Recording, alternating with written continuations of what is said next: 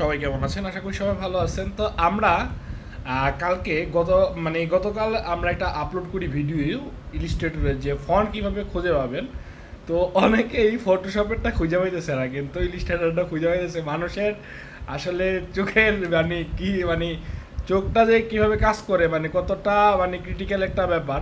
মানে এটারটা খুঁজে পাইতেছে না, ওইটারটা ঠিকই খুঁজে পাইতেছে। আমি একটু দেখাই দিই এটারটা আসলে কোথায় থাকে ফটোশপেরটা। আপনারা ফটোশপের টেক্সট তুলে যাবেন, এখানে হলো ইলিস্ট্রেটর এদিকে থাকে, ফটোশপে থাকে এখানে, ঠিক আছে, সামনের দিকে। এই যে এখানে যেগুলো আপনার ভালো লাগে আপনি এখানে এটারে দিয়ে রাখেন, জাস্ট ফেভারিট দিয়ে রাখেন। এটাটা সামনে থাকে, ওইটাতে থাকে হলো আপনার পেছনে, এইদিকে থাকে।